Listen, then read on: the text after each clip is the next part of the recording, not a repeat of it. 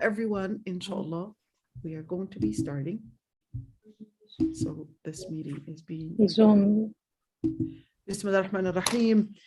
Last time we're still in Surah Al-Baqarah, and we actually talked about a number of different things about Prophet Ibrahim. We talked about the story, and the most important part about the story of Prophet Ibrahim is really the whole concept of Tawheed, and that all the prophets actually came with one message. And of course, I want you to focus on one very important thing, that a lot of times the Muslim community, I would say, misses the whole concept and the whole idea of making, let me say, dialogues with people that are from other faiths, is that many times they would think that we're supposed to be just showing the similarities, although sometimes in a community where, yes, Muslims are targeted, this does have benefits in where you want to reduce the feeling of fear, and the feeling of trying to look at the Muslim community as a threat, and I would say positioning and trying to isolate the Muslim community. Yes, definitely, those interfaith things can have some positives, but they also have a lot of negatives. And from what I have realized is that a lot of Muslims, when they actually go in interfaith, they forget that the main idea is not necessarily to show similarities, but is actually to speak of Islam, is actually to speak of how different are you? Why do you have to always show that you're so similar in many ways? It's important to show that we do things differently, that in Islam is unique in its tawheed, its concept of God, and its concept of tashri'ah and concept of legislature. It's unique in all those ways, and it's really important to look at those and expose, and I would say scrutinize those important points, because that's the most important thing that Islam was always trying to tell you to emphasize when speaking about the religion. So you could see وَمَن يَرْغَبُ عَن مِلَّةِ إِبْرَاهِيمَ إِلَّا مَن سَفِهَ نَفْسَهُ. And we talked about last time that the whole concept of millat Ibrahim that was focusing on was really the religion of Prophet Ibrahim alayhi salam. It's not religion only in the relationship with God Almighty, but that's also in practice. That's also in the tashri'ah. Now, it's really important to mention that when we speak about Millat Ibrahim, and then, yes, it goes in details like Prophet Yaqub, Prophet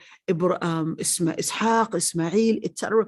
Now, it's really important to mention that when Allah subhanahu wa ta'ala asks us to follow the path of those prophets, so that is what we would say in general.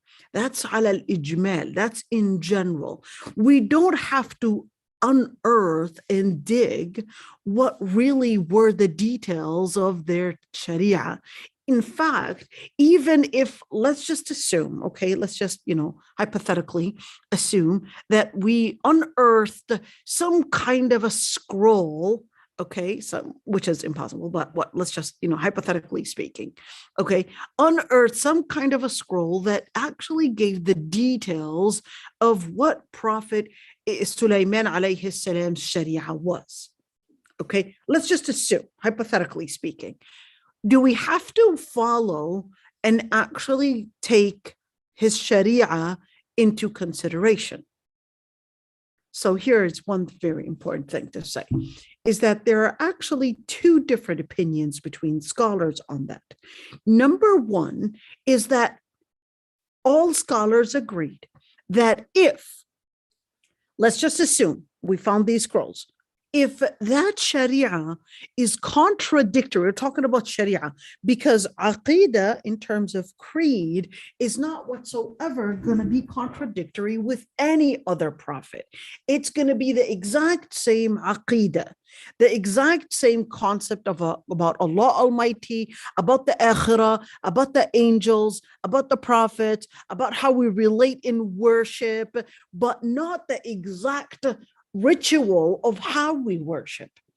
But let's say we had a sharia, all right, a whole tablet or a manuscript or a scroll that told us how Prophet Sulaiman alayhi salam was governing at the time, governing the whole kingdom that he was ruling in Al-Quds.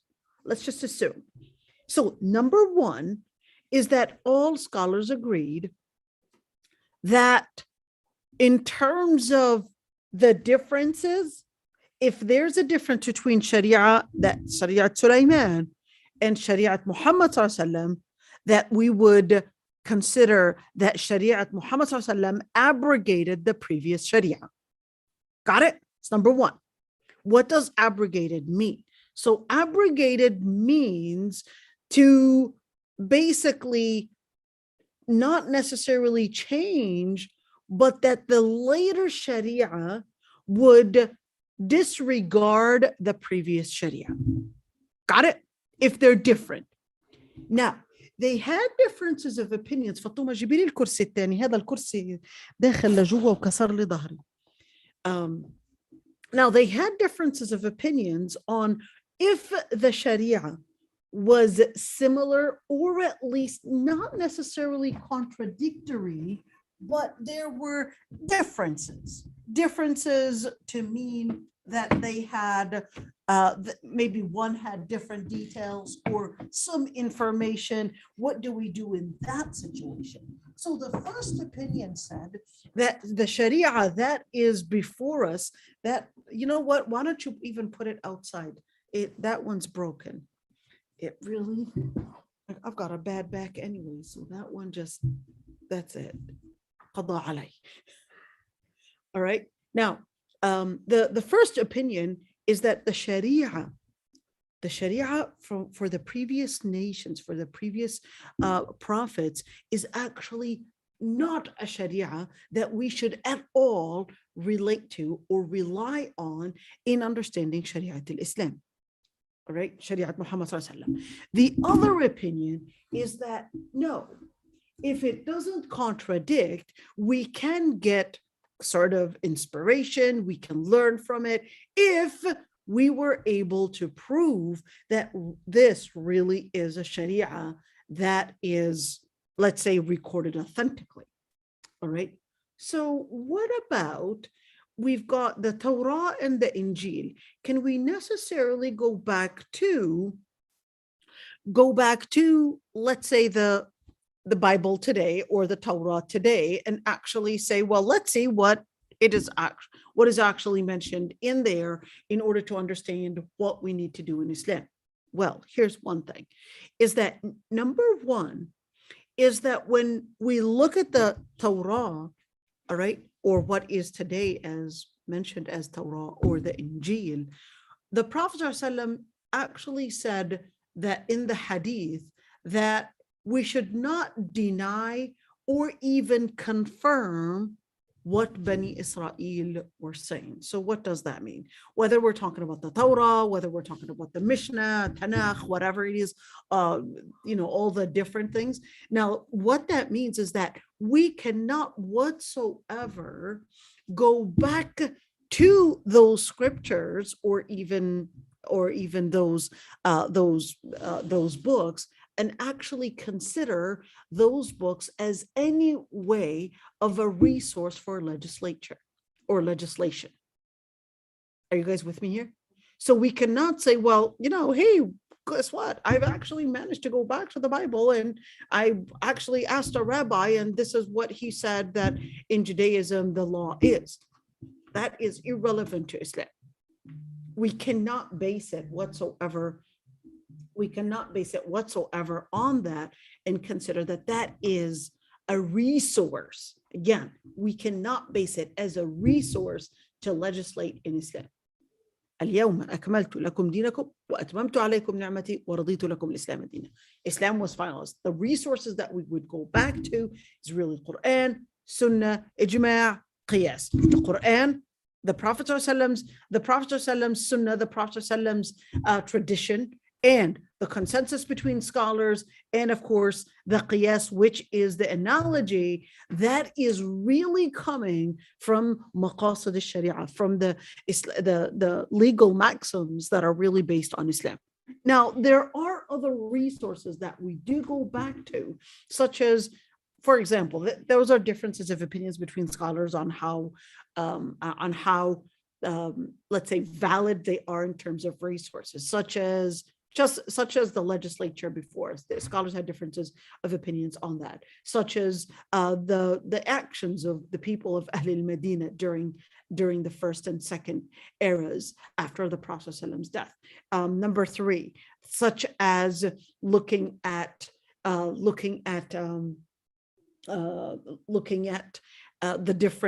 the different analogies, which is called the istihsan and stuff, such as also qawl al-sahabi, the words of a companion, one of the companions. Should we regard that as an evidence to prove something as legislature in Islam or not? Differences of opinions. So I'm just mentioning these points just so that when we understand Millat Ibrahim, because right now, there are a lot of these excavations, and archaeology has a lot of study on religion and on trying to figure out a lot of these different details. It's really important to mention that one. وَلَقَدْ اصْطَفَيْنَاهُ فِي الدُّنْيَا. We talked about this last time. وَلَقَدْ اصْطَفَيْنَاهُ فِي الدُّنْيَا, that he was actually chosen in the dunya and in the akhirah. إِنَّهُ فِي الْآخِرَةِ وَإِنَّهُ فِي الْآخِرَةِ لَمِنَ الصَّالِحِينَ إِذْ قَالَ لَهُ رَبُّهُ أَسْلِمْ. We talked about that one. Actually, we talked about the whole thing, didn't we?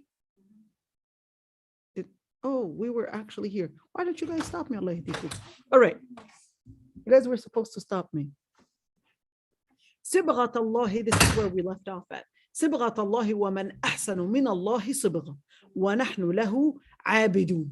صبغة الله is basically speaking about, so there is the core, and there is the core that is actually going in parallel with what Allah subhanahu wa ta'ala had sent in terms of tashri'ah.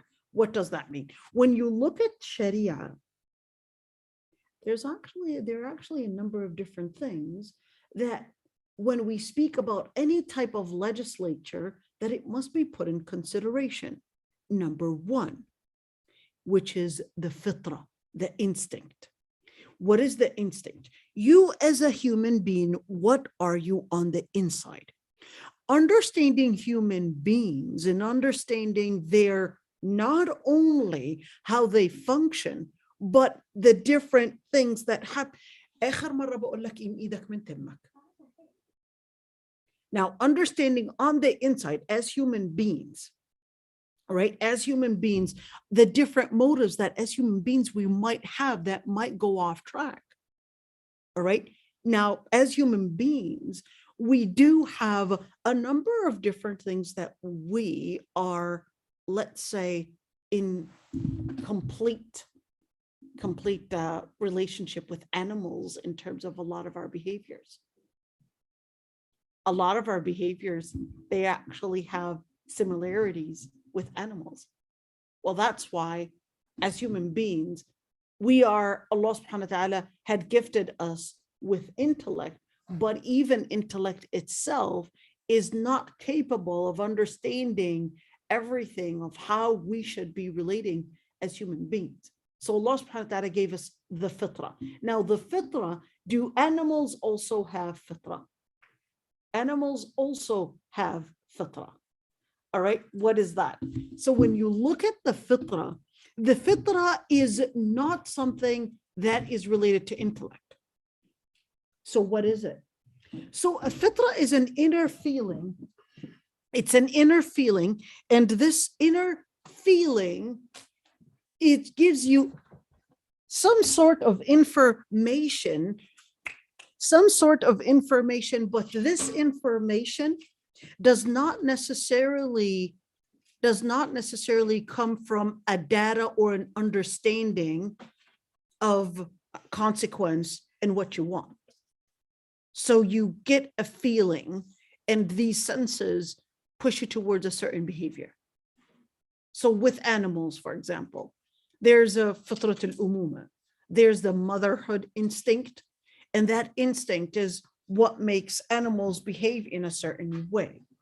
This instinct makes them feel that they need to do a certain behavior. For example, wild animals feed on other herbivore animals. All right.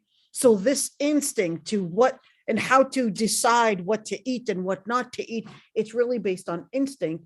Definitely not the animals whatsoever having some kind of a think tank or a research company that is telling them what to eat and what not to eat, and how to relate with the other animals or even with their children. So it's not that motherhood instinct, let's say in different animals, the mother would probably nurse its baby in a certain way. The mother would lick the baby. The mother would, do different things. Those behaviors are actually fitra. It's an instinct.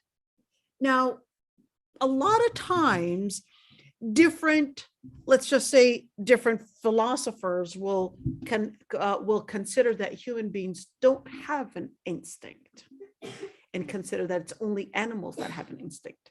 In Islam, that is actually not true. Even human beings have an instinct. Now, it's really important to mention this point, because in Islam, the idea and the concept of instinct in Islam, it goes farther than just how we relate with the world around us, to even considering how we relate with our own creation and how we relate with the outside creation. So, for example, the Prophet ﷺ mentioned that it is part of our instinct that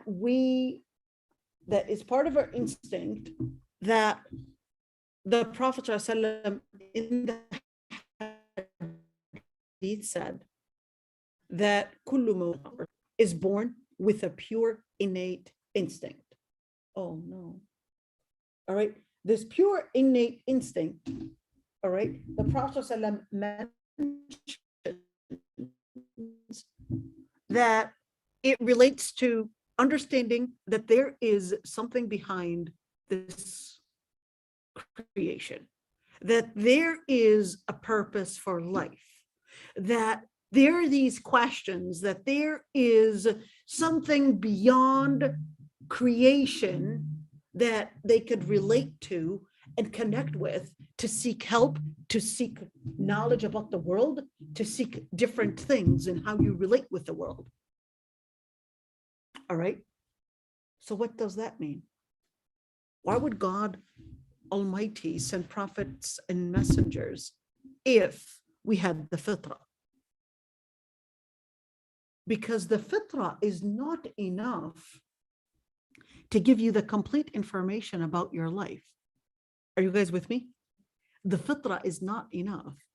The fitrah can be distorted and be corrupted with the society and the environment that you live in.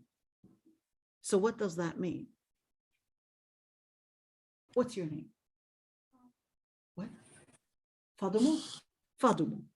So Fadumo, if you were to grow up in Somalia, do you think you would be the same Fadumo that grew up in the US? Why is it different? Because of the impact of environment. The environment has a huge impact on how you not only view things, but even the behavior. In fact, even the way you relate with the temperature around you. And that's the same thing. is that without you realizing, the Prophet ﷺ is telling us, فَأَبَوَاهُ يُهَوِّدَانِهِ أَوْ يُمَجِّسَانِهِ أَوْ يُنَصِّرَانِهِ. He was emphasizing the impact of the parental guidance, let's say it that way, with quote unquote guidance, the parental impact on how it has a huge toll in determining a lot of the different concepts that surround you. Now, having that being said, when you look at environment and its impact on the human mind and human behavior, this is not just the emphasis on how we relate with, let's say religion, but that's also the same when it relates to behavior. So what does that mean? When we talk about the way it relates to behavior, that's why Allah subhanahu wa ta'ala was actually emphasizing sibghat Allah, wa man ahsanu min Allahi sibgha. There is a sibgha, there is a creation, but the word sibgha is different than sabgha. The word sibgha is actually referring to the instinct, to the fitrah. And the word sabgha would mean it's an outer layer, it's a painting. But here, sibghat Allahi wa man ahsan min Allahi sibgha. It's like it's a creation that Allah subhanahu wa ta'ala had created. But what is the context of this ayah? The context of this ayah is that the Jews and the Christians have a different way. The Christians especially, they have baptism. In order for somebody to enter the faith, they would baptize the person, put them in some, holy water, whatever it is. All right. My mother was baptized, and my grandmother was always telling my mom that she was baptized. So therefore, she's just going to enter heaven anyways because she was baptized. All right. Now, in the end, وَنَحْنُ لَهُ عَابِدُونَ. I want you to look at this one. Is that there's nothing better than the sibgha, than the creation, than the instinct, and the action being compatible with one another. So in order to legislate, the legislation must actually be compatible with the fitrah. Let's look at the LGBTQIA. All right, let's just a little bit. All right. When you look at right now, all the different things that are talked about in terms of trying to make sure that insurance covers the changes and the mastectomies and all blah, blah, blah, all these different things. All right. Now, in Islam, this is actually contradictory with the fitrah. Now, your fitrah as a mother, as a human, as a woman, is different than a fitrah of a man. At the same time, there are certain things that are actually similar because they relate with your humanhood. So there's a fitrat al-unutha, and the fitrat al-unutha, feminine fitrah, and there's the masculine fitrah, and there's the human fitrah that they both have in similarities. Let's say it that way. Now, when you look at fitrah, it's really different than talking about aql. So I'm not really sure because Asma, you were supposed to be helping me and Raghda in admitting the people. You guys are not doing your job. All right. So when we look at fitrah is different than aql. Aql is mind, it's intellect, it's how you process the information around you and how you make a whole using your cognitive skills, how you make an argument, how you make a rationality about something. All right. Now, aql is different. Fitrah is different. Fitrah, it's not based on data. It's based on certain emotions. So here's the thing. Can the fitrah actually be the basis? Can I say, well, I feel that I am, let's say, that I am this person. Let's say I feel that I am white, even though you could clearly see that I'm not Caucasian. All right. Can I necessarily say that? Can I say I feel Somali? Can I necessarily say I feel Somali, even though you could see that I don't have Somali traits? Can somebody actually say that? So that's the thing, is that in Islam, just a feeling is not enough to use, and you can't base it as information to say, well, I have a feeling and therefore you have to give me my space to practice that feeling. Are you guys with me here?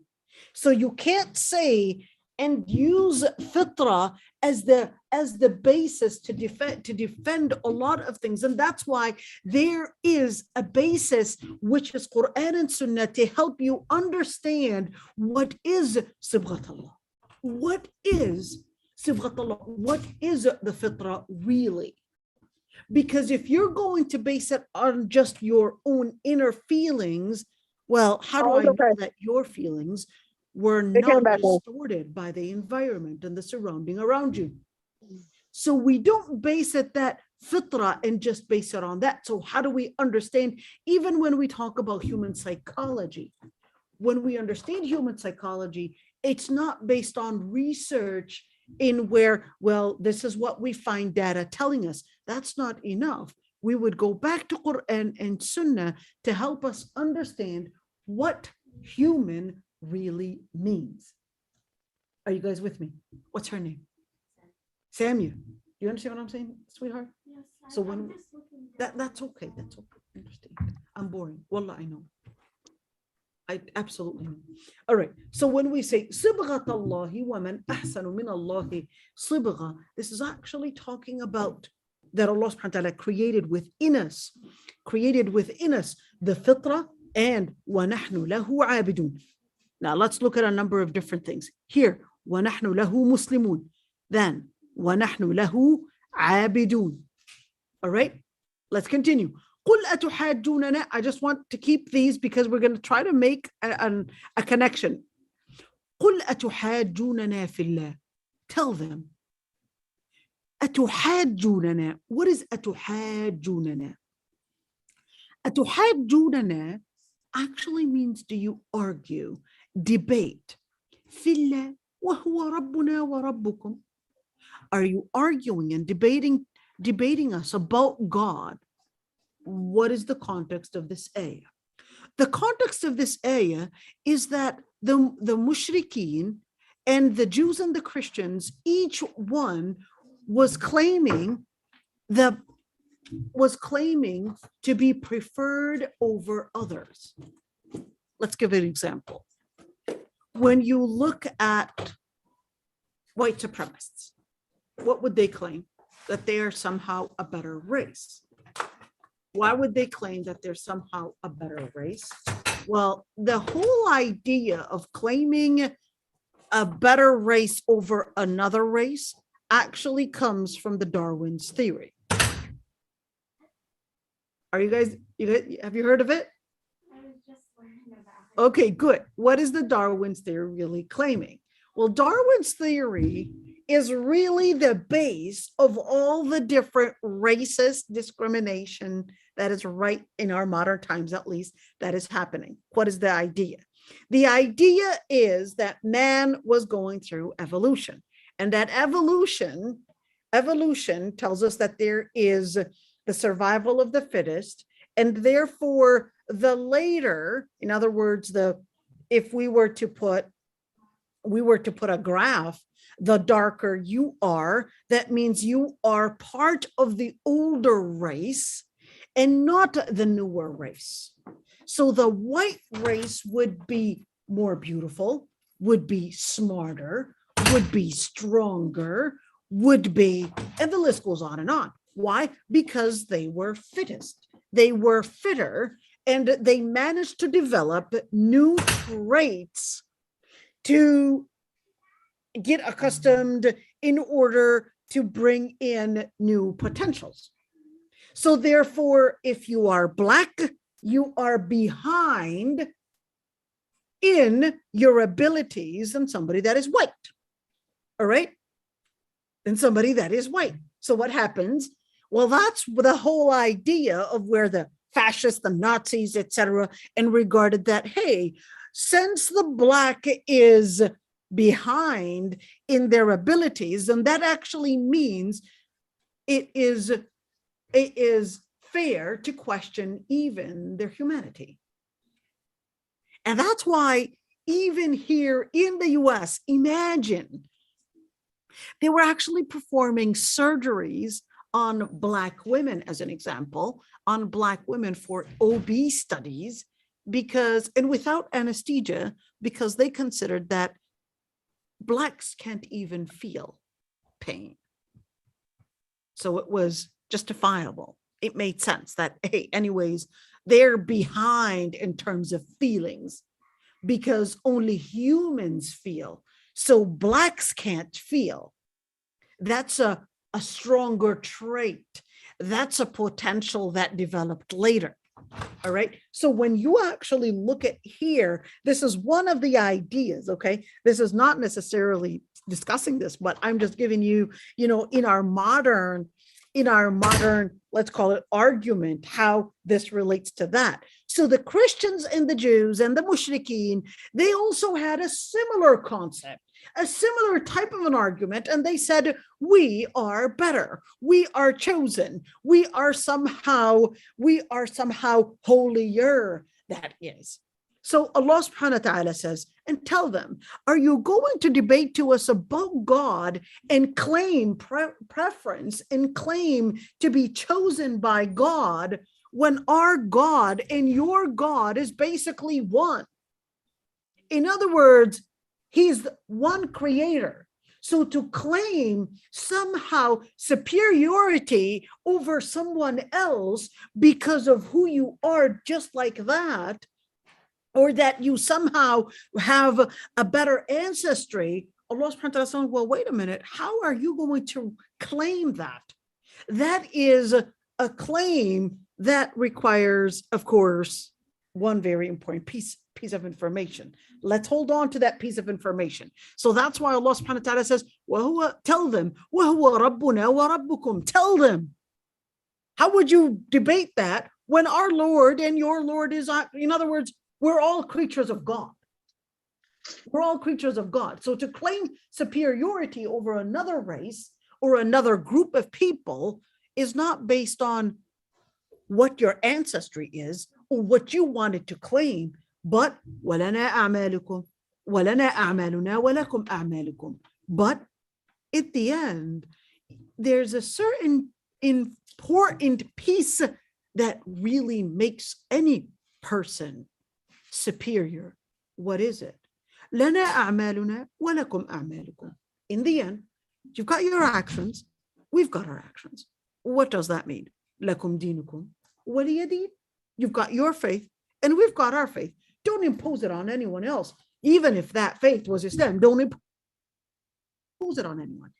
All right? وَنَحْنُ لَهُ مُخْلِصُونَ. The ayah said, well, here's one piece of argument that just lay it out. Before we discuss who's superior, we have to consider one very important thing, which is number one, نحن له مسلمون. Number two, نحن له عابدون. Number three, نحن له مخلصون. There are three pieces of information. What makes anybody superior, or what makes anyone necessarily preferred over another person? Number one, vision. In vision. Two, in action and behavior. Three, in sincerity. And this is important in every single thing that you do in life. All right. What makes a person? Let me call it superior, or let me call it better, or let me call it on a higher rank. You can use all the different words that you want. Number one, what makes anybody different is really, it starts with their vision. How do you view truth? How do you view the world? How do you view your creation? How do you view everything in this world? what is the basis of haqq? The basis of haqq is going to determine a lot in terms of how you relate and how you define behavior, akhlaq, action, justice. The vision, it acts as the center. It acts as the core. And that core is really what breathes in and defines truth, behavior, justice. What is justice based on? When we talk about action, we're talking about justice. So what does that mean? So what that means is that when you speak about any human behavior, before you talk about just the behavior, oh, these people are so nice. These people are, they always donate. They always give this and this. Can you tell me what the vision is based on? Is the vision based on akhirah, or is the vision based on dunya? Listen to this. Why is that even important? Because if the vision is based on dunya, that actually means if dunya matters change, they will change. If the principle changes, they will. I was asked yesterday a question. What was it today? Isn't it hypocrisy that if I don't like someone on the inside, and that in Islam it requires that I would still bring a nice gesture, a nice smiley face, even though I know on the inside that I just cannot stand their attitude? Isn't that hypocrisy? So what is the answer? Well, here's the thing. Islam tells you that you should not let your feelings on the inside determine your behavior. You live based on principle. So not because you dislike X or Y, it doesn't mean that you would necessarily start dealing with no principle with them, because on the inside, you just don't like them. You live with principle. Hypocrisy is when you act with an evil behavior in order to gain some type of a benefit. What is the thing? The feelings on the inside were actually ill intentioned, and the principle was changing. The reason why they treated them nicely is because they were trying to gain some kind of a benefit for dunya. But to be in principle and to live in principle for a mu'min, the reason why, even if I would hate X or Y, but I would still relate with them in a good way and on good terms, is because for a mu'min, is because my principle is not them. They are not my principle. My principle is al-ilah. My principle is Allah. The only reason why I am doing this, even though I don't like that person, is really because I know Allah subhanahu wa ta'ala is going to hold me accountable for my behavior. But I dislike that person. Yes, but I'm applying the behavior not for their sake, not for dunya gains, but for akhirah. And that's why when you look at action, all right, it's not enough to have a good action. It's really common in our times today that they're always just talking about, it doesn't matter what your faith is. It's all about what you do. In Islam, that's not accurate. In Islam, that's not accurate, because your action is actually stemming from your vision. If the action is good, very well. But if the action is stemming from a vision of wanting dunya, then the person's need for dunya might actually change, and their behavior will change with it. And that's why in Islam, you could be doing good, you could be donating hundreds and thousands of dollars, but if the vision was for the sake of dunya, the sake of people, then your action will change when people's connection with you changes. And the principle is actually based on vision. All right? Then behavior is based on vision. Then when we speak about principle, it all goes back to the vision. And that's why in Islam, it's always telling you that it really starts with La ilaha illallah. And that's why Allah subhanahu wa ta'ala says, Inna Allah la yaghfiru ay yushraka bihi wa yaghfiru ma duna dhalika liman yasha. That the Lord Almighty does not forgive associating partners with Allah subhanahu wa ta'ala, but may forgive any other behavior, any other misbehavior, any other sin. Why? Because when you look at vision, if the person corrected their vision and let their vision be based on Allah subhanahu wa ta'ala, then the principle and the behavior will actually come along later corrected with that. So this is the start of any change in principle in behavior. Number two, when you look at principle. So here the ayah, let's do it again. Whoops, what did we do? Let's look at the ayah again. The ayah, وَنَحْنُ لَهُ مُسْلِمُونَ, then وَنَحْنُ لَهُ عَابِدُونَ, and then وَنَحْنُ لَهُ مُخْلِصُونَ. Now, let's look at it again. Here's the vision. So now that was the debate. It's like, okay, if you claimed any superiority over anyone, well, Allah subhanahu wa ta'ala tells you the first thing. If you're Muslim, what is Muslim? Submitting to Allah subhanahu wa ta'ala. Regarding the vision, the center is Allah. Number two. Then, in terms of action, وَنَحْنُ لَهُ عَابِدُونَ. In terms of action, you're submitting to Allah subhanahu wa ta'ala in where you're considering that Allah subhanahu wa ta'ala is the one to determine and to decide for you haqq and batil. So therefore, عَابِدُونَ. But the word عَابِدُونَ is actually more comprehensive than just ritual. The word abidun is including every single behavior, whether that meant as an individual with yourself, or whether that meant in life matters, social matters, or whether that meant international law, or whether that meant economical and financial laws and all those legislatures. In Islam, all that is actually considered ibadah. From the what you eat, to how you relate with your husband and wife, to how you relate with the people on street, to how you relate with money, to how you relate with criminal law, to how you relate in the masjid, to how you relate with countries, all that is actually considered as part of ibadah. Now, وَنَحْنُ لَهُ مُخْلِصُونَ.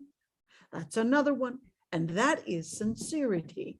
That what makes a person at a higher level, yes, first it's the vision, two, it's how they would relate with the principle, and three, the true part of all those two things that connect with them is really وَنَحْنُ لَهُ مُخْلِصُونَ, is really sincerity.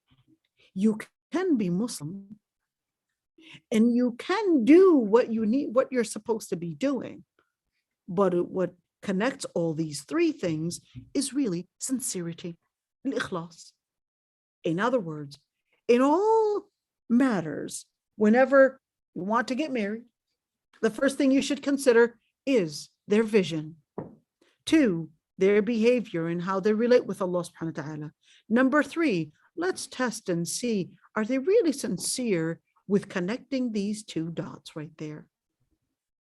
With these two things. As an individual, am I today practicing my Islam? Did I renew my Islam? What does that mean? I'm already Muslim. Ibn Taymiyyah used to say that he used to renew his Islam every day.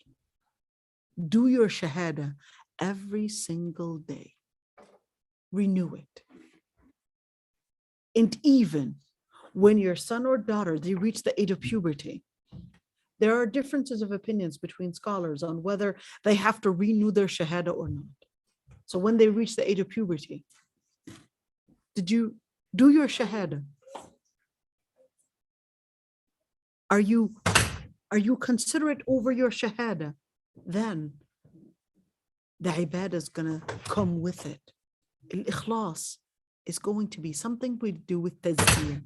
Now, let's go back to a very important piece right there. Remember, we're going to look at the words. I'm going to look at the word Muslimun, Abidun, and Mukhlisun.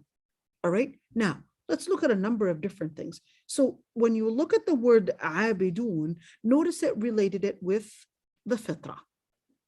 When you look at the word Muslimun, notice that it related it with the faith in Allah subhanahu wa ta'ala. Let's actually get a better picture and get this in perspective. All right. So let's look at it right there. Let's look at it. So we got Muslimun, Abidun, and Mukhlisun. All right. So Muslimun, oops, right there. Muslimun, it related it with Amanna Billah. What is a Muslim? Believe in Allah subhanahu wa ta'ala, the prophets and the messengers, etc. All right. That's a Muslim. The Abid, it's relating with the fitrah, and it's relating it with practicing what Allah subhanahu wa ta'ala ordered in terms of tashri'ah, in terms of legislature. All right. In terms of ikhlas, وَهُوَ رَبُّنَا وَرَبُّكُمْ. In terms of ikhlas, it's feeling that the Lord Almighty is basically the Lord. It's getting a different feeling, right? Al-ikhlas, sincerity. It's an inner feeling. You connect with the Lordship of the Lord Almighty, and you would relate your actions to be for the Lord Almighty. Now, these are really important when we define what is Islam. It's basically the part about faith, the part about legislature, and the part about tazkiyah. All right? The part about tazkiyah. How do I relate with that? What does that even mean? You know what? Right now, they do a lot of mental illness and all these different things, right? Samuel, listen to this one. It's okay, I know. Focus on that. Listen to this one. You know, one very important thing that as human beings, we many times fall in is that we look to the past. And then it becomes the focal point in where we're looking at things. This happened one day. My brother did this to me one day. My mother did this to me one day. And we start looking at the past, and it becomes this gravity that's pulling us to the back. So Allah subhanahu wa ta'ala tells us, wait a minute. Take a moment. And to help you move on in life, Allah subhanahu wa ta'ala says, بَلَا مَنْ أَسْلَمَ وَجْهَهُ لِلَّهِ وَهُوَ مُحْسِنٌ. بَلَا مَنْ أَسْلَمَ وَجْهَهُ لِلَّهِ وَهُوَ مُحْسِنٌ وَعَمِلَ صَالِحًا فَلَا خَوْفٌ عَلَيْهِمْ وَلَا هُمْ يَحْزَنُونَ. What does that even have to do with this? Just hold on. بَلَا مَنْ أَسْلَمَ وَجْهَهُ. We got أَسْلَمَ وَجْهَهُ. Sorry, with the handwriting. أَسْلَمَ وَجْهَهُ. Let's put it here.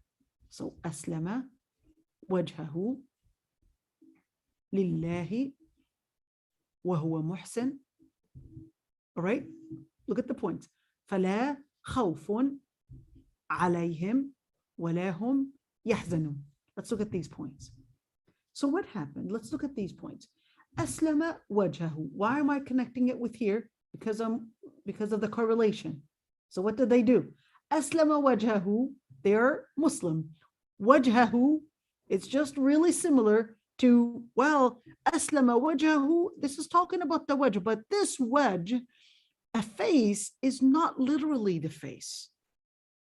This is actually speaking about the person in their stance, the person in how they face, how they move forward, how they relate, and how when we look at wajhahu, everything includes what they talk about, what they eat, what they drink, what they hear, what they see, their direction, where they're going. So this is Islam. وهو محسن is relating to al-ibadah. وهو محسن is relating to al-ibadah. So a person that submits their face or submits their behavior, their mind, their mind is composed of what they see and what they hear and what they talk about. All that composes of what happens in their vision. Their vision is what makes Islam. Now, وَهُوَ muhsin is what makes ibadah, what makes behavior.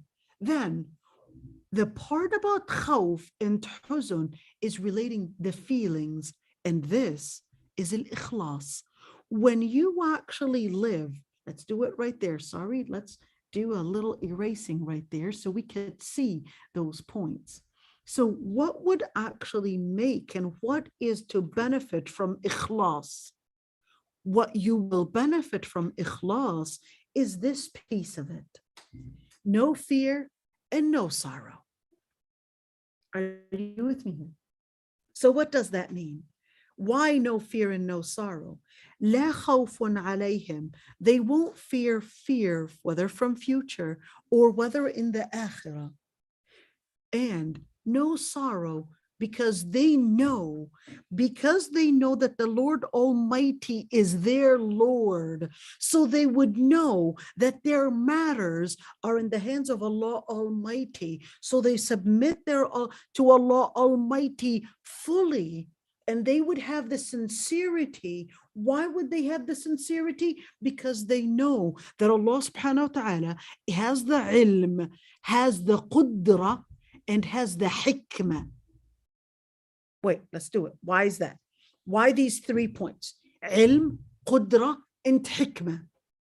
Ilm relates to knowledge, that the Lord Almighty created you because he had the knowledge how he was going to create all matters and why he would create them. That's why when we read Ayat al-Kursi, you guys, I want to relate the ayat because the Quran, they're connected with each other. Look at Ayat al-Kursi. Allahu la ilaha illa huwa al-hayyul qayyum. Al-hayy al-qayyum. He's the Lord Almighty. Al-hayy, always living, never dies.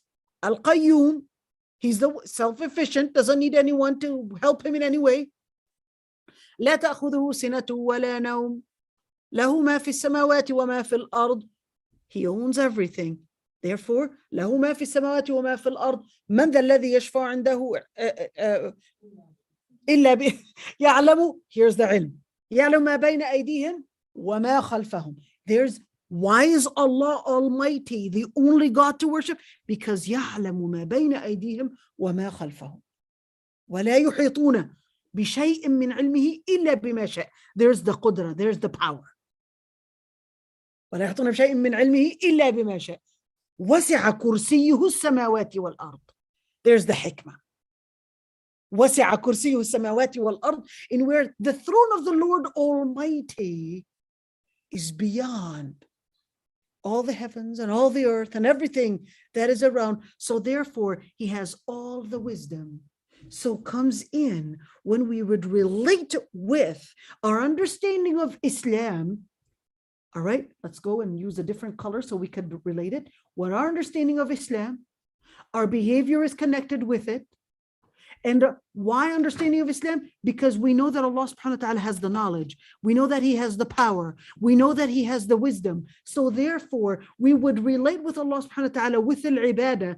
And therefore, we would recognize, we would relate with, we don't feel the fear because we know that Allah subhanahu wa ta'ala is beyond all the creation that he had created. No fear. وَلَا هُمْ يَحْزَنُونَ. We know that the Lord Almighty does everything for a wise reason. Sorry, you guys, that are the page, is it understood now? But this is really important when we're talking about Aqidah. I'm just trying to summarize Aqidah. So every time you would relate with the ayat, you could connect the dots. When it's talking about always the ayat, it will bring in the ilm first. And then it would talk about Allah subhanahu wa ta'ala's power. And then it would talk about Allah subhanahu wa ta'ala's wisdom. And then when it talks about this organization, the way this page is organized is really the same pattern that you will find in all the ayat to come, in this pattern, in how it relates the vision, the behavior, and the ikhlas. You go to every surah, you will find this pattern: the vision, the behavior, the ikhlas, the sincerity. Vision, behavior, sincerity. When it talks about Allah subhanahu wa ta'ala, knowledge, power, and wisdom. When it relates to your actions, there's the action, the mind first, the concept, and then there's the behavior, and then there's the natija, and then there's the final consequence. لا خوف عليهم ولا هم يحزنون. That it will tell you you're not going to find the fear. There's no sorrow that you're afraid of. Why? Because you know that the past is really in the qudra of the Lord Almighty. He had the knowledge that of what all the different things were going to happen, and therefore he did it for a wise reason. Now that's why you would have that belief. Huwa rabbuna wa rabbukum. He's my Lord and your Lord. And therefore, lana a'maluna wa lakum a'malukum. Our actions and your actions, you'll be held accountable for. And what we do is going to be for us. And what you do is going to be for you in terms of action. And then in the end, وَنَحْنُ لَهُ مُخْلِصُونَ. Now, relating it with that, let's see. Okay, I'm just trying to, sorry about that. I'm just trying to make sure that we didn't.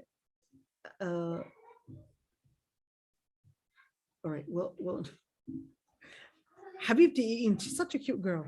All right. أم تقولون إن إبراهيم وإسماعيل وإسحاق ويعقوب والأسباط كانوا هودا أو نصارى. Now, again, we're going to get a bigger picture. All right. I know for those that are going online, sometimes it's hard to see the screen. All right. So in the beginning, it was actually debating or trying to put in the idea in where the mushrikeen were basically fighting or claiming that they were somehow anointed and superior because of who they are. So then the ayah laid it out. Then the second part it wanted to lay out another piece of the argument, which is that the Jews and the Christians had actually claimed, especially the Jews, claimed that because of their ancestry, like Bani Israel, that because of Bani Israel, their ancestry, that goes back to the lineage of Ishaq, Yaqub, al-Asbat, etc., goes back to Prophet Ibrahim, that their lineage is superior.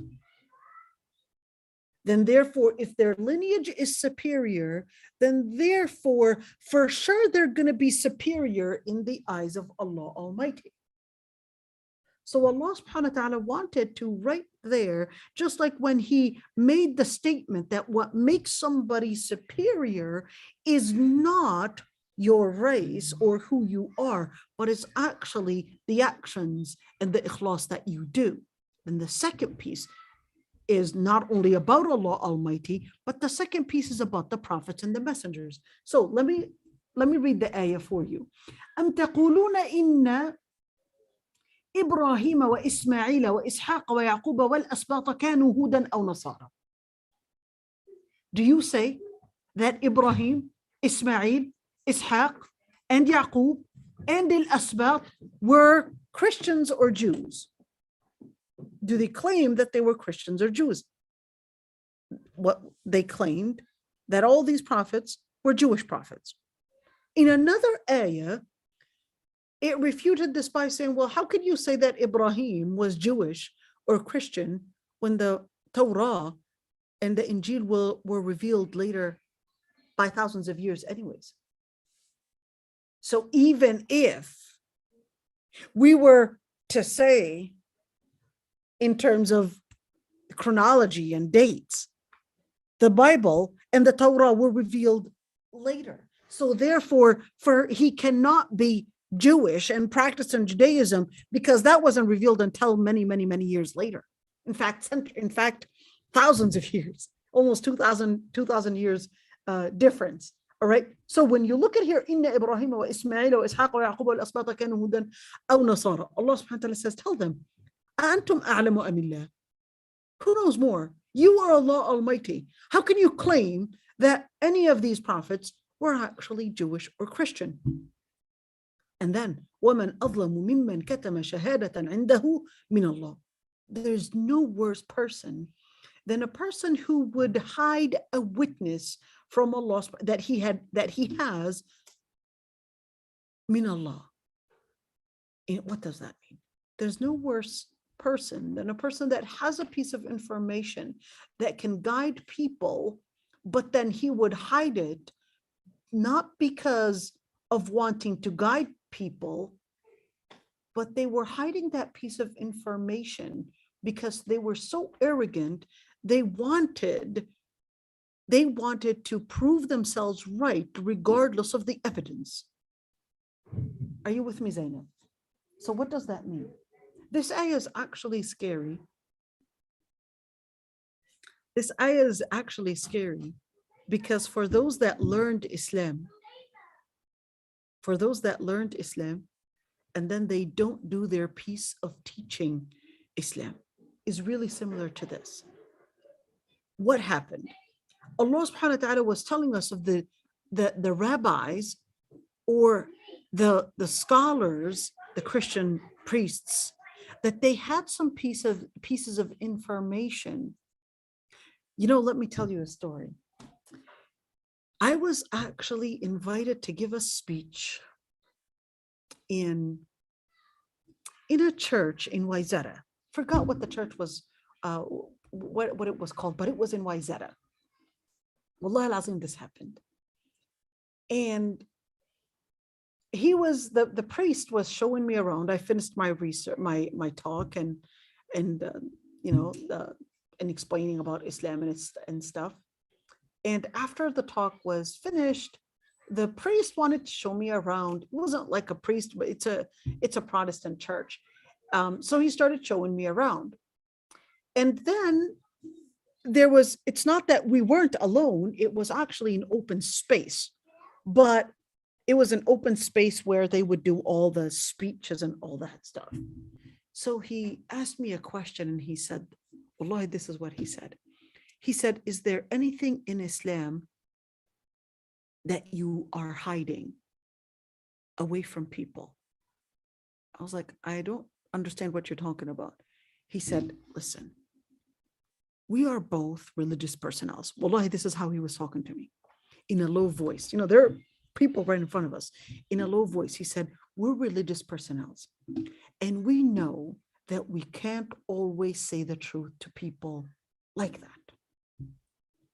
We can't say everything about the religion because there's a some kind of a system that we just have to keep people within. I was like, okay, I can't relate to that, but your point.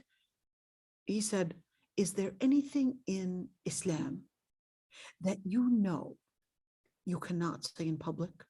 I was like, nothing. There's nothing. There's absolutely nothing. The books of tafsir, the books of fiqh, the Quran, the hadith, they're all public access. There's nothing hidden.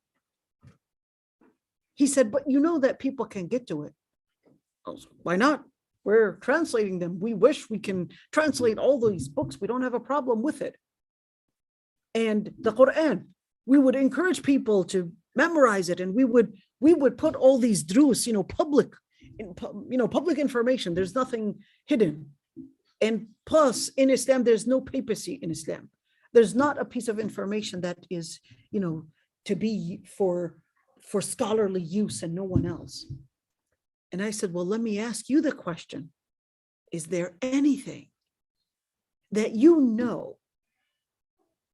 that is within Christianity you can't say it publicly? And he said, to be frank, there is. I said, what is it? Wallahi al-azim, this is what he said. He said, first he started looking around and waited until the people that were, I guess, a little close to us, they went away. And he said, it's Trinity. I said, what about it? He said, I can never explain it. It's impossible to explain because we know that not the Bible supports Trinity, and we know we don't have a rational way to explain it. And we know that the words themselves will be contradictory if we were to explain it, because we're talking about three different figures. Wallah al-Azim. I was like, so if you know that, I told him, if you know that, then why would you still live with all these discrepancies? And he just said, it's complicated. Wallah al-Azim.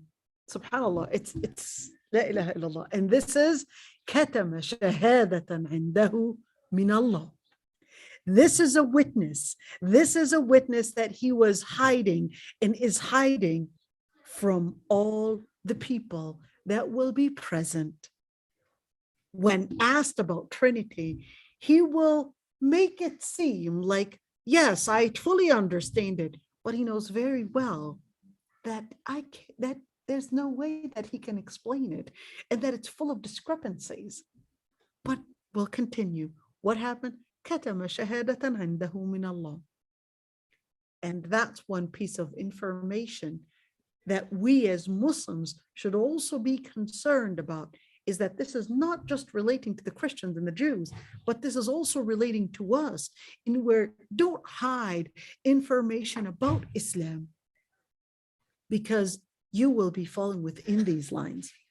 وَمَا اللَّهُ بِغَافِلٍ عَمَّا تَعْمَلُونَ. And Allah Almighty is not, the word is ghafil.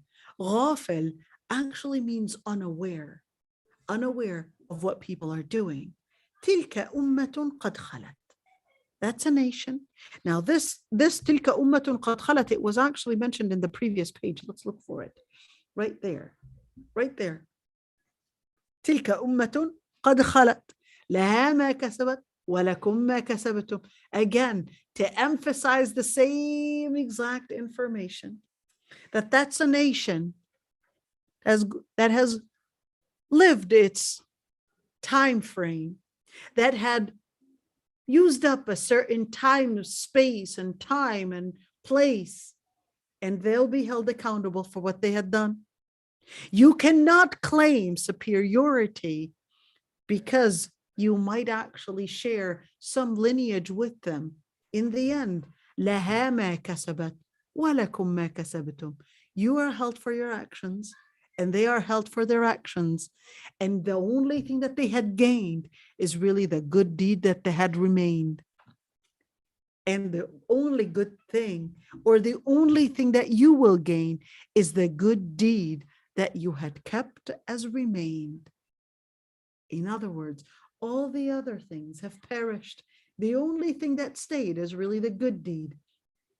سيقول السفهاء من الناس. Now I'm going to try to make this page really fast because of timing, but I have to finish it. That's it, inshallah. سيقول السفهاء من الناس ما ولاهم عن قبلتهم التي كانوا عليها. Now, this ayah is saying سيقول, and they will say, but they still didn't claim anything yet. But here's the thing. One very important way of da'wah is before you actually bring in a response, is that you would bring in the response before they would even bring in the argument. Are you with me here? So this ayah is bringing in their argument and the response to the argument before the argument even takes place, before they were trying to refute this. So the ayah said, and they're going to say, and the sufaha, who are the sufaha? A safih is a person that is usually lacking rationality. A person that is lacking rationality, a person that is lacking wisdom, a person that is lacking wisdom in terms of understanding context, in terms of relating to a number of different matters. So those people that are sufaha, lacking rationality, from the people, they would say, what turned them away from the focal point that is the qibla, that the one that they were facing, respond to it and say, the Lord Almighty is the Lord of the East and the West. He guides whom he wills to the right path. What is the idea here? The Qibla changed during the time of the Prophet ﷺ 2 times. All right. Now, scholars had differences of opinions on whether the Qibla was facing towards the Kaaba, and then while facing the Kaaba, it would be in a certain focal point to face also Bayt al-Maqdis. All right. By the way, speaking of Bayt al-Maqdis, you guys, we are working on it. There's a very high chance that we're going, inshallah. Yes, inshallah, really high chance. I told my brother we're working on seeing the costs and hotel and places and stuff and all that. So inshallah, I'm so excited. Inshallah, hopefully in the summer, right? That would make sense. Inshallah. All right, so let's continue. So the idea is that the Prophet ﷺ used to pray towards the Kaaba, and while he was praying towards the Kaaba, he would pray in a certain area that would also include Bayt al-Maqdis. All right, what is that? That was the Qibla. Now, some scholars actually said the Qibla was towards Bayt al-Maqdis in the beginning, and then later became Mecca, and some said no, it was the Kaaba first, and then Bayt al-Maqdis, and then the Kaaba again, etc. Differences of opinions between scholars on what really came first. But regardless, the mushrikeen, they actually considered that that's proving the discrepancies in Islam by changing the Qibla. So Allah subhanahu wa ta'ala said in this ayah that they will claim that what changes, or the changes that are happening in terms of Qibla, that's proving that the religion contains discrepancies. So Allah subhanahu wa ta'ala says, قُلْ لِلَّهِ الْمَشْرِقُ وَالْمَغْرِبُ. Tell them that the Lord Almighty owns the East and the West. The whole idea is not East. I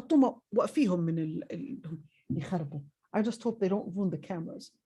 And say that Allah subhanahu wa ta'ala is the owner of the East and the West. So therefore, to claim that there's a certain preference from East and West is actually in itself irrational, because the Lord Almighty is the one that controls all the destination anyways.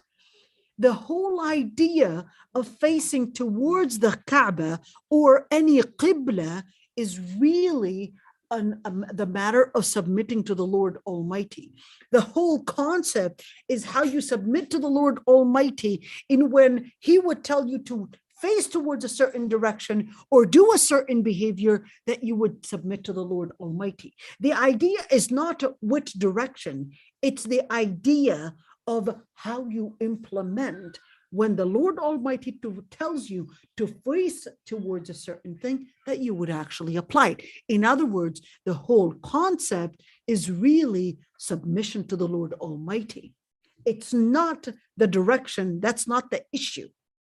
All right. And that's why he says, يَهْدِي مَن يَشَاءُ إِلَىٰ صِرَاطٍ مُسْتَقِيمٍ, that he would guide whom he wills to the right path, because the whole idea is really implementing ubudiyya, submission to the Lord Almighty. وَكَذَلِكَ جَعَلْنَاكُمْ أُمَّةً وَسَطًا. The concept, the idea, Allah subhanahu wa ta'ala made you into an ummah, a nation that is wasata. Scholars had differences of opinions on whether the word wasata is referring to wasat to mean moderation, in other words, between the two extremes, or whether wasat is to mean within chronology, like the middle of the centuries and ages and etc. That is the nation of Muhammad sallallahu alaihi wasallam, or whether wasat to mean in terms of place, geographical place, all those different things. Really, when you continue reading the ayah, you'll see which one is actually more preponderant. Okay, لِتَكُونُوا شُهَدَاءَ عَلَى النَّاسِ. Regardless of whether the wasat was in Sharia, or whether wasat in place, or whether wasat in terms of chronology of time, in the end, is that Allah subhanahu wa ta'ala, when we say somebody is wasat, we're talking about justice. We're talking about moderation. We're talking about a certain piece that this information you are given is basically a responsibility. So this is not just an honor, but this is also a responsibility. It's a tashrif and a taklif. What is the taklif here? What is the responsibility? لِتَكُونُوا شُهَدَاءَ عَلَى النَّاسِ. So that you would be shuhada. What is shuhada? Shuhada is witnesses, but it's not witnesses only per se. It's that you would be the ones to hold the responsibility to deliver the message to all mankind later on.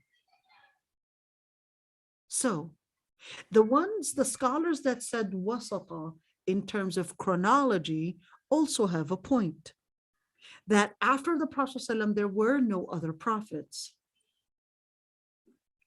What is left? It was the Muslim Ummah's responsibility to take over. They were wasata. They were the ones that were held accountable later as a nation to all work one prophet's mission, which is لِتَكُونُوا شُهَدَاءَ عَلَى النَّاسِ, to deliver the message for all mankind. This is one. Two, جَعَلْنَاكُمْ أُمَّةً وَسَطًا, an ummah, a nation of moderation. It's not very extreme like the Jews or very liberal like other nations, but you're actually in between. In the way you relate to legislature, it's actually in between. So what does that mean? When we're talking about wasata, moderation, this is speaking about the Sharia. So whether we're talking about wasata to actually be responsible for the Prophet's mission, or wasata in terms of legislature to carry on with the Sharia itself, justice to deliver to all mankind, it all is actually part of what this ayah is saying. وَيَكُونَ الرَّسُولُ عَلَيْكُمْ شَهِيدًا. And that the Prophet ﷺ was actually the one that was a witness, that was there to deliver the message on you, but you as a mu'min nation, as a wasat nation, as a nation of moderation, as a nation to come at the end of times in terms of chronology of periods, in terms of how we look at history, in the end, is that وَمَا جَعَلْنَا الْقِبْلَةَ الَّتِي كُنْتَ عَلَيْهَا. In the end, you've got a mission and there's a qibla, there's a destination that you face, and the destination that you face was really, when it was changed, it was really to test one thing, which is the person's submission to Allah subhanahu wa ta'ala.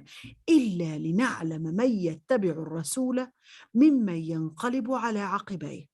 It was to test who was going to follow the path, the Prophet's path, and who was going to go back in terms of, instead of moving forward. يَنْقَلِبُ عَلَى عَقِبَيْهِ. This is actually an idiom. يَنْقَلِبُ عَلَى عَقِبَيْهِ is an idiom. What does that mean? The word aqib actually means heel. It means the heel. But this is not talking about anything of relating to heel or anything to the human anatomy whatsoever. This is an idiom that actually speaks about when the kids are really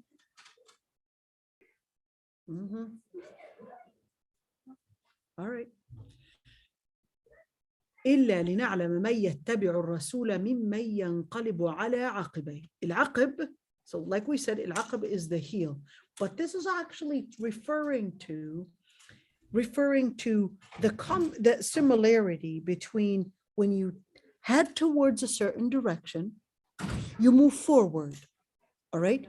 But ينقلب على عقبيه means you're going backwards, all right? So by that, لنعلم من يتبع الرسول, if you follow the Prophet, that means you're moving forward.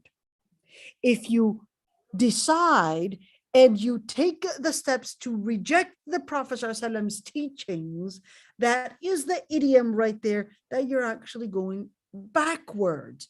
In other words, your success, your advancement is really determined on how you relate with being moderate, with following the Prophet ﷺ, and facing towards Allah subhanahu wa ta'ala's directions.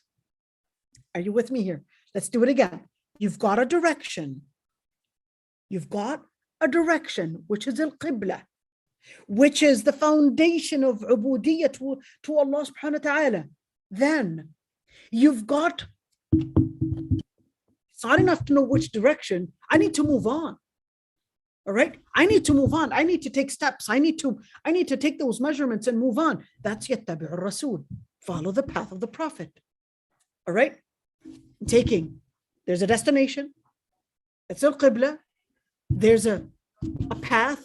There's an advancement, and I move on. And there's what? What steps that I take? Wasata. The steps are going to be what? They're going to be in moderation. Do it again, because Khadija wasn't here. Khadija, we're going to do this just for you. Oh, thank you. All right, let's do it again.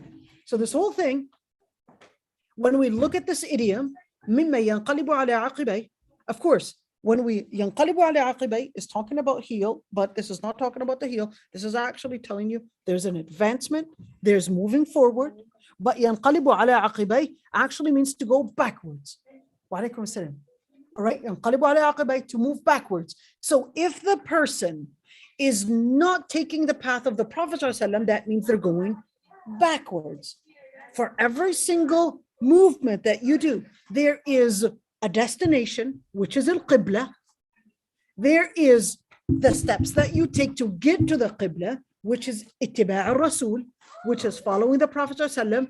And there is the speed that you go in it. All right, there's the velocity. Let's do it again. There's the destination, Qibla. There is there's the, how do I get to the Qibla? That's ittiba' al-Rasul, following the prophets. And there's the speed, that's wasata. Moderation. Don't go too fast. All right? Why? The Prophet ﷺ said, Al-munbat la dhahran abqa wa la ardan qata. What is al-munbat? A person that is living with extremism. What happens? They're trying to hurry and scurry to their point of destination. What happens? The transportation, which is that, let's say they used to use animals as a means of transportation. If they were to force them to hurry to their point of destination, their animal is basically going to get dehydrated, going to get weak, and they're definitely going to lose the animal because they're going to definitely lose that the potentials and the energy of that animal. So therefore, لا ظهرا أبقى, they didn't have the means of transportation living, and لا أرضا قطع ولا ظهرا أبقى, they did not get to their destination, and they didn't even leave the means of transportation. And that's why when we look at wasata, this is talking about in terms of moderation in the way that you apply. So all this actually fits within it. So whether you interpreted wasata to mean within chronology, or whether within geographical space, or whether wasata to mean justice and sharia, or whether wasata to actually mean in terms of the end of times and all that, just like we said earlier, they're all actually considerable interpretations in terms of tafsir. Where were we? وَإِن كَانَتْ لَكَبِيرَةً إِلَّا عَلَى الَّذِينَ هَدَى اللَّهُ. What is the kabira? Kabira, it would be big. It would be, the word big, kabira is not really big. But the word kabira can also mean burden, heavy. What is heavy? Let's do it again. Let's put these, pay attention, you guys. What is it? What is going to be وَإِن كَانَتْ لَكَبِيرَةً? What is it really referring to? It's referring to one, اتباع الرسول. It's referring to al-Qibla, and it's referring to al-Wasat. All right? What are we talking about here? We're talking about the destination, the way we face it, al-Qibla. We're talking about following the Prophet, putting his tradition as the rule, as the GPS for us to follow, and we're living in moderation as Islam was setting the let's call it the map for us to follow. Many will consider it as heavy. It's hard for me to do. So Allah subhanahu wa ta'ala says, it would be big, إِلَّا عَلَى الَّذِينَ هَدَى اللَّهِ. It would be heavy, except those that Allah subhanahu wa ta'ala has guided. Wait a minute. So what if Allah subhanahu wa ta'ala didn't guide me? No, you choose. You take the measurements to choose guidance, and Allah subhanahu wa ta'ala will give it to you. وَالَّذِينَ جَاهَدُوا فِينَا لَنَهْدِيَنَّهُمْ سُبُلَنَا. You put in the effort, and Allah subhanahu wa ta'ala will لَنَهْدِيَنَّهُمْ سُبُلَنَا. Allah subhanahu wa ta'ala will guide you and bring paths of guidance to you. But what do you have to do? الَّذِينَ جَاهَدُوا فِينَا. You have to put in the effort. لَنَهْدِيَنَّهُمْ سُبُلَنَا. And the Lord Almighty will open doors for you. So let's see, it would be heavy. إِلَّا عَلَى الَّذِينَ هَدَى اللَّهِ. So, هَدَى اللَّهِ. What is Huda? Huda is two things. Number one, Huda is guidance, and Huda can also mean clarity. Right? Can also mean clarity. So when you look at guidance, all right, guidance in itself, it's when there is when there's a guide, there's guidance. You know, it's like there's somebody leading you, and that's where al-wahy comes in. All right, that's where al-wahy comes in. Al-wahy comes in to bring about the clarity and to help you face the direction. Al-qibla. Al-qibla. Al-qibla is supposed to resemble what? Al-qibla is supposed to resemble submission to Allah subhanahu wa ta'ala, just like Prophet Ibrahim alayhi salam. Al-qibla is supposed to commemorate how Prophet Ibrahim alayhi salam lived it tawheed in action, lived sincerity in depth, lived, so it's three things: Islam, al-ubudiyya, and al-ikhlas. Just like we were doing before with the previous page. وَنَحْنُ لَهُ مُسْلِمُونَ وَنَحْنُ لَهُ عَابِدُونَ وَنَحْنُ لَهُ مُخْلِصُونَ. These three things. All right. So this would be that piece of Huda. وَمَا كَانَ اللَّهُ لِيُضِيعَ إِيمَانَكُمْ. And the Lord Almighty will not, the word yudi'a. Yudi'a means to get lost. But this is not talking about getting lost.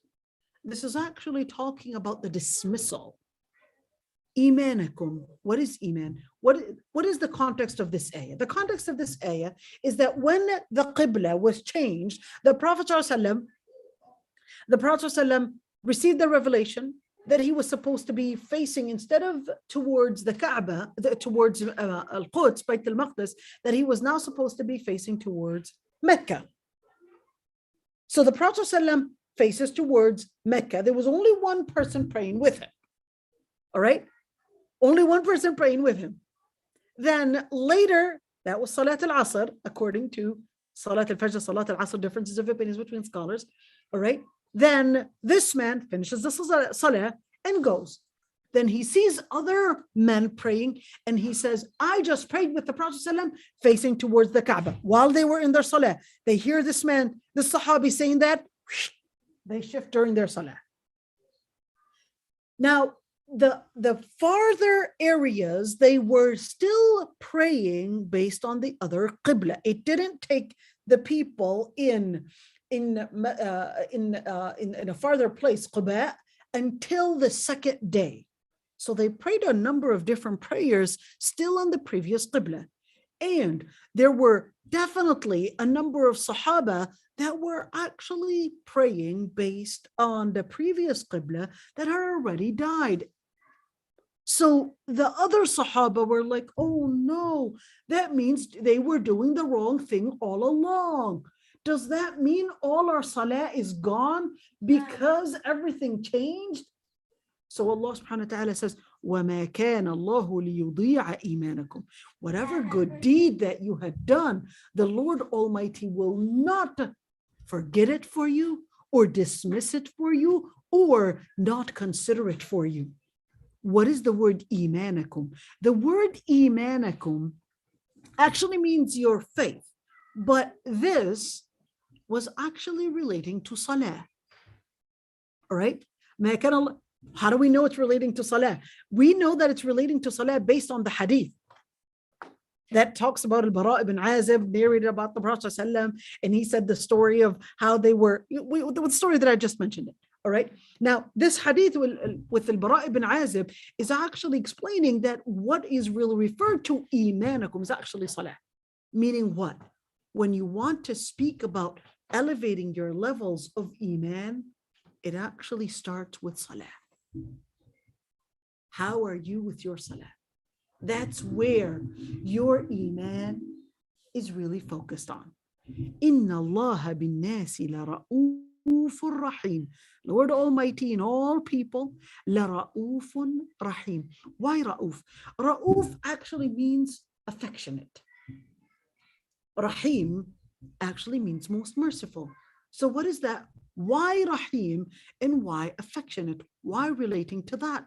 Well, because Allah subhanahu wa ta'ala was telling us that as an ummah wasat, an ummah of moderation, the Lord Almighty made this as an ummah of moderation because the Lord Almighty is most affectionate and most merciful. Now that is to help us relate that Sharia is all about bringing in justice. Why bring in justice? Because the Lord Almighty is the one to make sure that the legislature contains Rafa, mercy, affection, and Rahma, and that it contains. What's the difference between Rafa and Rahma? Rafa is more when you relate with the person by understanding their weaknesses. All right, you're understanding their weaknesses, so you would be. It's like, I understand. You would give them some form of affection. It's like, I understand your weaknesses. Irrahma is because of Allah subhanahu wa ta'ala himself being merciful, he would increase understanding. That is, not only does he know your weakness, but because he is mighty and he knows and he is merciful, he would grant you fadl min indillah subhanahu wa ta'ala, from his blessings. He would grant you the mercy. So الرحمة from that Allah subhanahu wa ta'ala. Beautiful, huh? It's like understanding your weakness and then the other one. Alhamdulillah.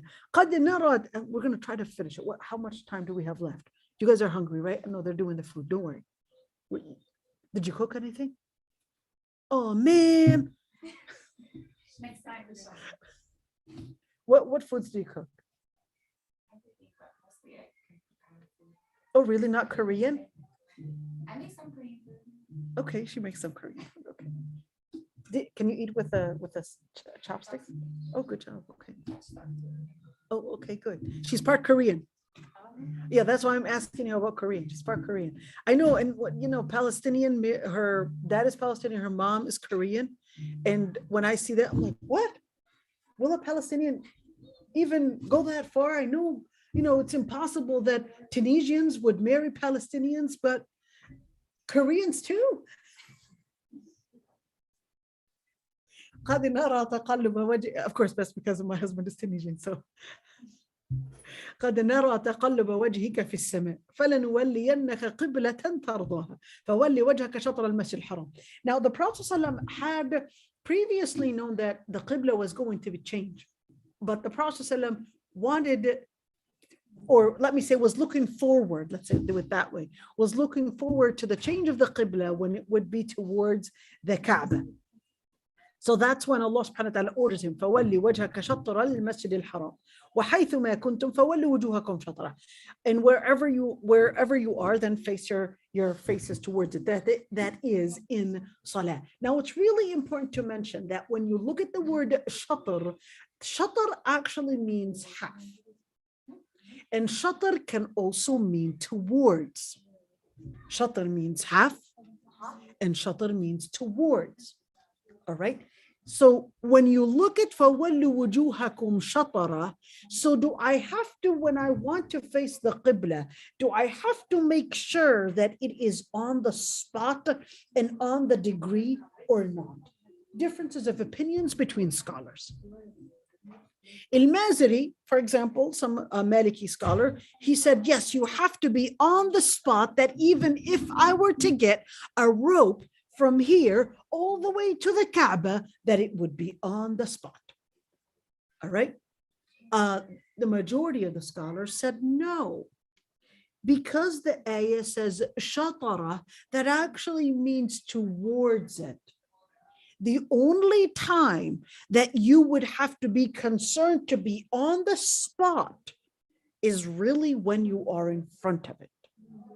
But otherwise, if you know that the Qibla is towards this direction, whether you're off by 20 degrees or 30 degrees, that's no problem. It's just this way. So you don't have to, turn.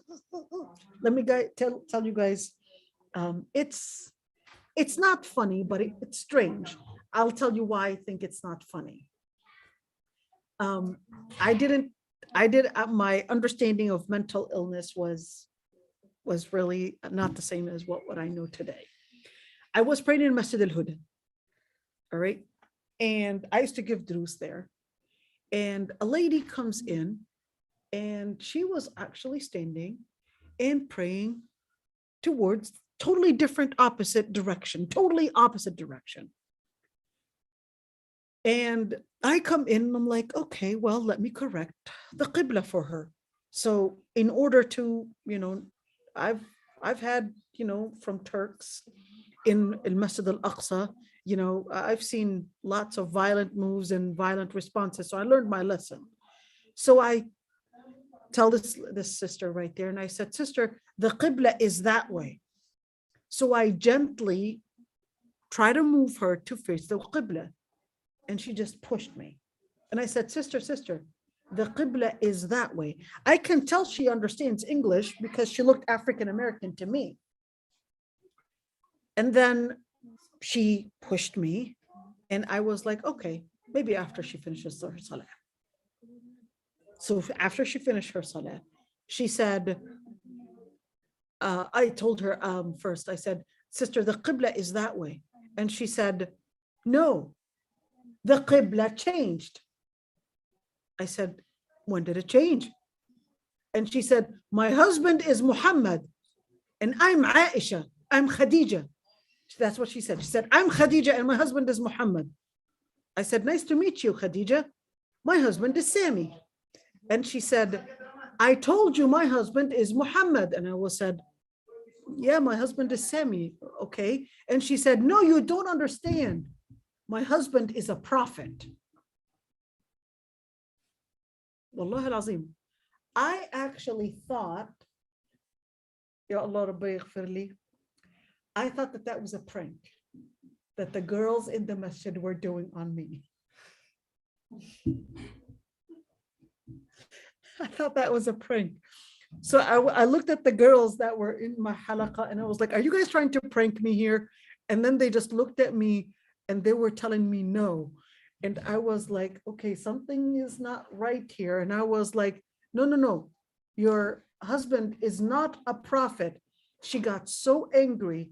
And then she went to, she was like, I need to speak to the director. And I was like, yeah, sure. And I took her to somebody that works there. And I said, I'm going to tell her you're the director. Something's not right here. And he was like, yeah, how can I help you? And she said, my husband is a prophet and I know that the Qibla changed. And I just didn't know what to say. And I was like, oh, la ilaha illallah, I'm so sorry. And I just said, I'll just apologize. Clearly there's in front of me a mental illness here.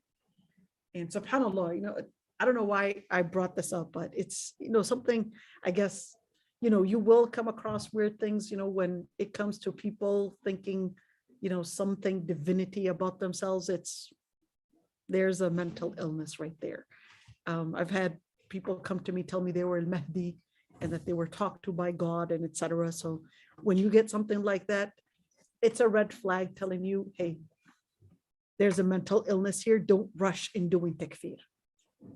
I didn't do takfir for that young woman because I'm sure there was a mental illness. I didn't know much about it at the time, but I knew something was wrong. I apologized, but it just reminded me of this right now. So وَحَيْثُمَا كُنْتُمْ فَوَلُّوا وُجُوهَكُمْ شَطْرَهُ. In general, facing the qibla is not on the line, but it is generally to that is the jumhur, that is the majority of the scholars, towards it. So what if I prayed towards a direction and I thought that was the qibla? Let's say I go to a clinic and I was like, okay, 35 W North is that way and 694 East, and you start doing your calculations, and Allahu Akbar, you did your calculations. You thought that was it. You didn't have a GPS like today on your phone. So you just fast calculation. You did it that way. So what do I do then? And then I discovered that I totally got this wrong because the building was actually different than what I had, expected. Do I have to redo the qibla? Two different opinions between scholars. The first, actually a number of, actually more than two. The first opinion said, if there is time to redo your salah, then do so. The second opinion said, since you did your calculation, but you got it wrong, then you did your calculation, or at least you asked, then you don't have to do it. The third opinion said, well, you got your calculation wrong, or you asked and you discovered it was wrong, you still have to redo it because the qibla is a pillar, is a pillar. What is the preponderant? But the preponderant, wallahu alam, just to make the story short, is that you do not have to redo your salah. You do not have to redo your salah. All right. Unless if there was a time lapse for you to redo your salah, then do so. وَإِنَّ الَّذِينَ أُوتُوا الْكِتَابَ لَيَعْلَمُونَ أَنَّهُ الْحَقُّ مِنْ رَبِّهِمْ. And this is really important. And those that were the الَّذِينَ أُوتُوا الْكِتَابَ, which are the people of the book that were granted the book, they know that it is the truth from their Lord Almighty. But the Lord Almighty is not unaware of what they do. وَلَيْنَ أَتَيْتَ الَّذِينَ أُوتُوا الْكِتَابَ بِكُلِّ آيَةٍ مَا تَبِعُوا قِبْلَتَكَ. And even if you were to bring the people of the book every single verse, they will not follow your path or the qibla. What is that telling us? That don't worry and don't make it a consideration for you and your aim and a goal to amuse someone that is not Muslim, whether they were Ahlul Kitab or whether they were the liberals or whether they were any group of people. That should not be your goal. Don't change the religion to amuse and bring any type of an appeal to people. In the end, وَمَا أَنْتَ بِتَابِعٍ قِبْلَتَهُمْ. They have their path, you've got your path. And then وَمَا بَعْضُهُمْ بِتَابِعٍ قِبْلَةَ بَعْضٍ. And they don't even follow each other's paths either.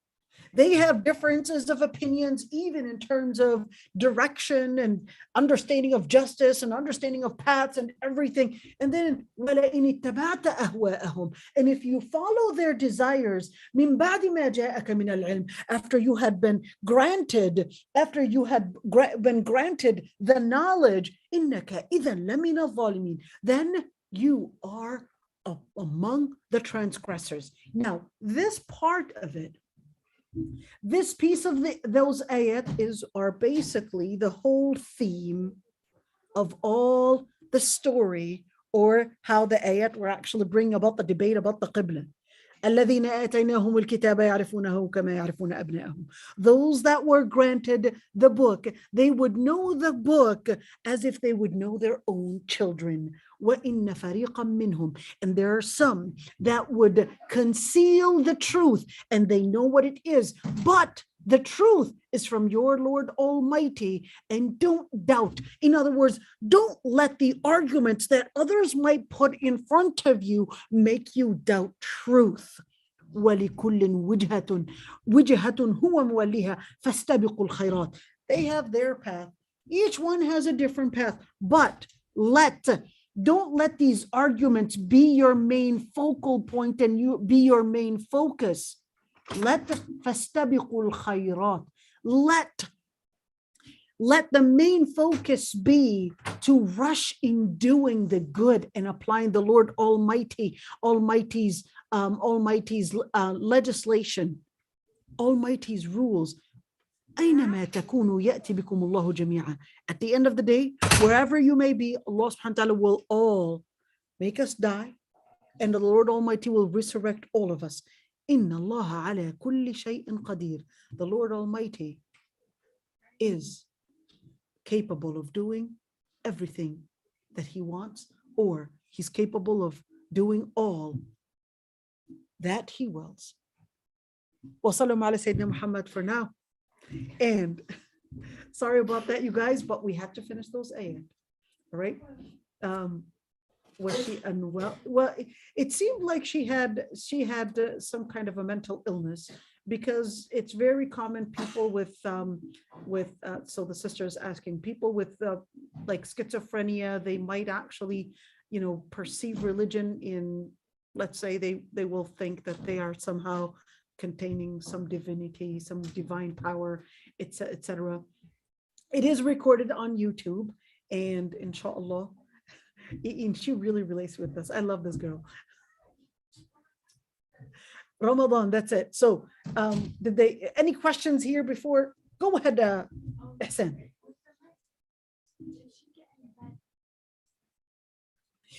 That's a very good question. I love that question. With a mental illness, will she get held accountable? There are two things here. Number one is that there's the person's cognitive ability to understand the world around them. All right. If that is disabled, they will not be held accountable in that. In other words, when a person, let's say, Allah subhanahu wa ta'ala says, لَيْسَ عَلَى الْمَرِيضِ حَرَجٌ لَيْسَ عَلى الْأَعْمَى حَرَجٌ وَلَا عَلَى الْمَرِيضِ حَرَجٌ وَلَا عَلَى الْأَعْرَجِ حَرَجٌ. What does that mean? That if a person is disabled in a certain sense, they won't be held accountable to do a particular behavior. Let's say you were crippled, then you won't be held accountable to do the standing part in salah. All right. Let's say you were blind, then you won't be held accountable if there was any najasa on your clothes that you did not know of. All right. And that's the same thing. If a person is disabled in their mind, their ability to understand the world around them, then they won't be held accountable for that piece of it. But they will be held accountable for whatever they are, whatever they're able to understand. So for example, someone that is autistic, all right, someone that is autistic is not the same as somebody that is schizophrenic. So when we speak about mental illness, that's too broad to put all the people within that category. We can't put all mental illness on the same type of a measurement. It depends from one to another, and it depends on the person. It's a case-by-case issue. It's not putting all the mental illness in one package and saying, okay, anybody with a mental illness, they're not held accountable. All right.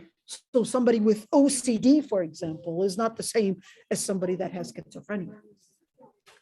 The other day, OCD are probably the hardest. Well, so is schizophrenia, but somebody with OCD, it's so hard. It's so hard dealing with someone with OCD. I mean, so is schizophrenia. Those are probably the hardest, because they can, psychosis is really hard when a person starts imagining that that maybe my wudu isn't right, and they'll do the wudu 10, 20, 30 times. Or she might think that, oh, am I divorced or not? Maybe I was divorced. Maybe this. And then she can't live her life normally as a married woman or as a married man. And they're tahara, they're doubting it. Maybe I'm Muslim, maybe I'm not, maybe I this. Or even somebody with schizophrenia. They start thinking that God Almighty is telling them something, or they might have, an understanding that people are polluting the water and people are putting poison in their food and all these different things. This is real. This is real. And they might not want to do wudu because they think that this is just, it's a case by case, that they think that the water is poisoned by the government and they won't do water, they won't do wudu. So in that situation, I'll tell them, you don't do tayammum, even though the water is there. So it's a case by case thing. Allahu Akbar, Allahu Akbar. So we'll continue, inshallah, next week. Yes, it is recorded.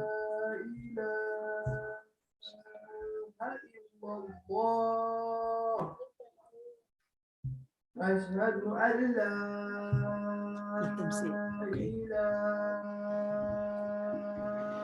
إلا الله أشهد أن محمدا رسول الله أشهد أن محمدا رسول الله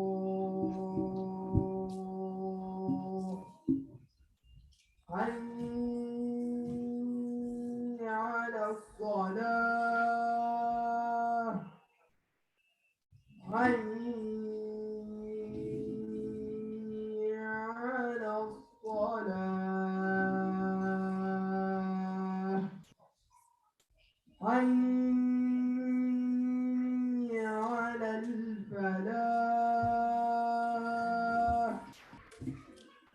حي على Can I take some? My sister wants some. Can I take one from my sister? She was telling me this is called sukkari. What? I brought it here. The sukkari one. Yeah, my sister loves the sukkari kind. That's her favorite. And she was telling me, I want a sukkari You one. can get it in Holy Land. I told her Holy Land has it. Big box. Okay. I told her Holy Land has it.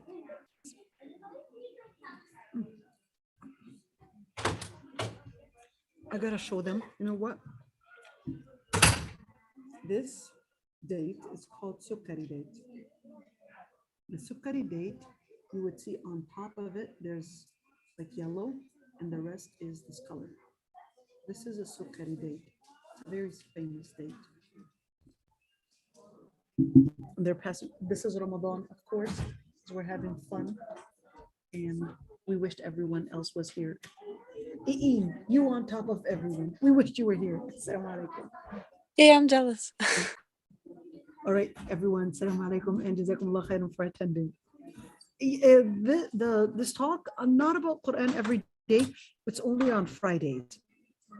Fridays 5:30, but today I actually had to go back home and look at it. So it's 5:30 to 7:30 usually. But today we were sitting down in the masjid. We were loving it. Yeah, do inshallah, Asma, you'll come one day. All right, everyone. Assalamu alaikum wa rahmatullah. I'm going to be eating now and praying Tarawih. That happened to my dad and all my uncles.